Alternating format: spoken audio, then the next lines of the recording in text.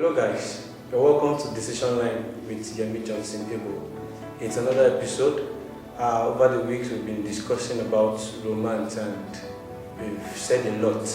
And our previous videos have brought up a lot of issues that we are trusting God to help us dissect and treat them one after the other. From you, our viewers, we want to sincerely appreciate you for following and dropping your comments at every time when our videos come out. And without wasting much of our time on this episode, we have a guest with us by name Mrs Moyosore Kurungtoe.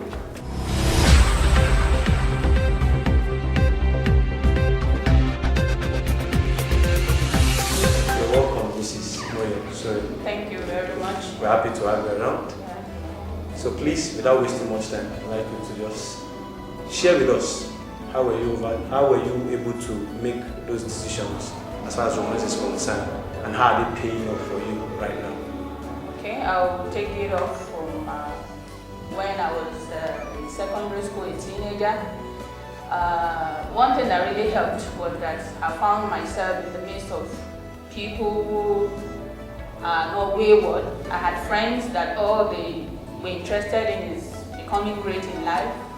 They were involved in their books, and I didn't have friends that on a constant basis will have to talk about maybe their boyfriends and all of that. That really did help. There was no pressure from their end or about, my boyfriend did this, my boyfriend did that, and then I was lost as per what it is to say. So that really paid off for me.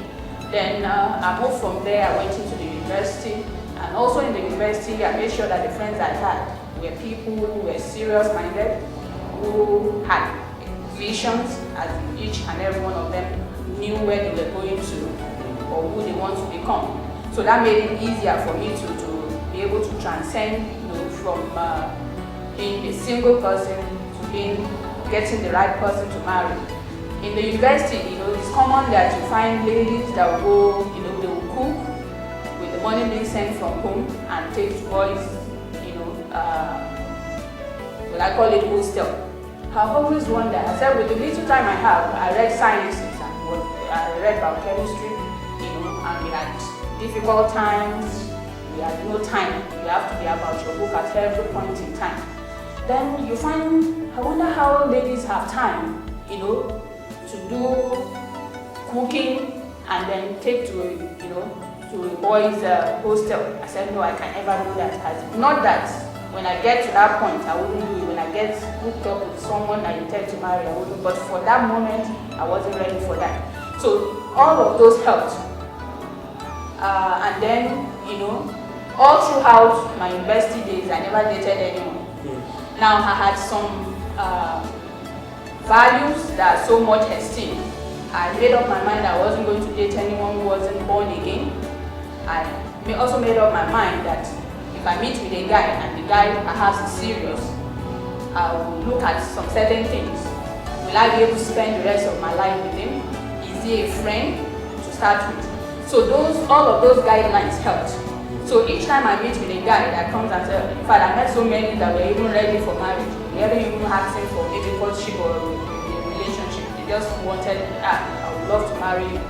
But by the time I size them against all those guidelines I have, and I see that they're falling short in many ways, I will just answer off. That has equally helped. Then I went on to service. For my relatives, they were wondering, will Moyo ever get married? They've never known any man with me, and each person that comes, I always say, no, that's not the right person. So when I went on for service,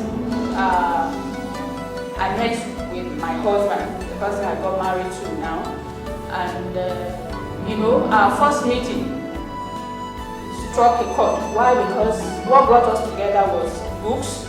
In fact, when I went for service, when we went for camp, all my alawi went on books.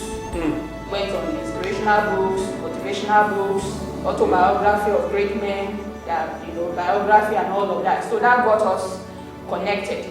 And then I remember I was calling when you have desktop. The computer was new then, so I had one, so I went to camp to, for service with it, because I was thinking, what will I do with my service here? I need to get myself busy and engaged. So I went with it. So he too, he had been reading so much about computers, so he had one to work with. So that equally what brought us together. So books and what we had in common was what actually what brought us together. And then when I met with him, I just realized we became friends first. That was the first thing.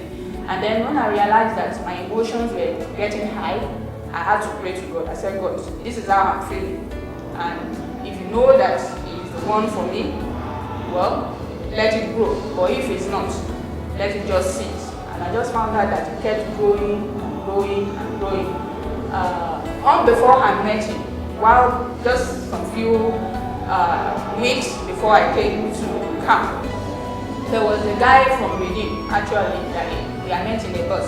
I went to that our family house. I was coming back to Lagos because I was staying with my sister. He said, God revealed to him that I was meant to be his wife.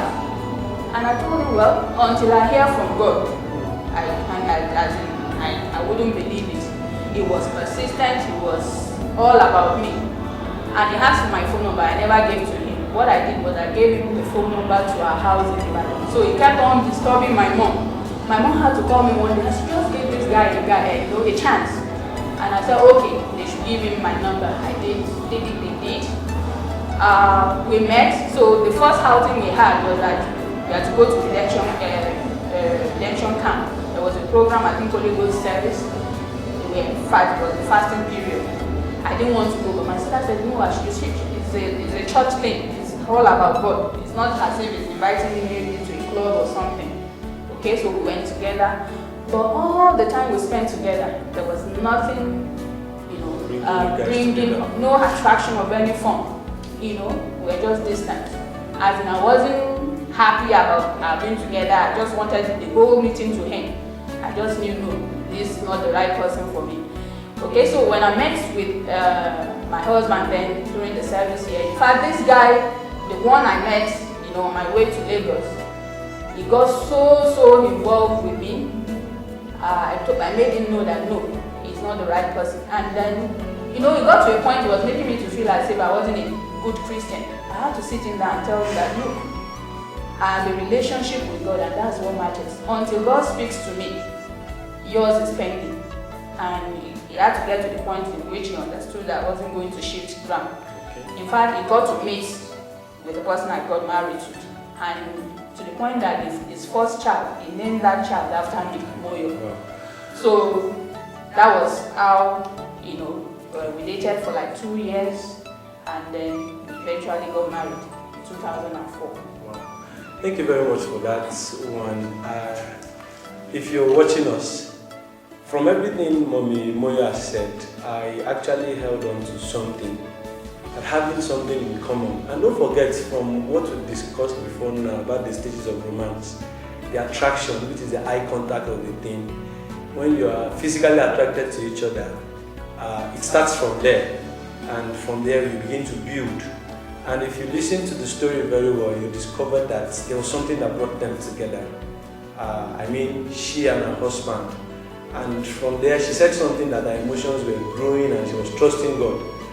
But the thing is, we need to get it right.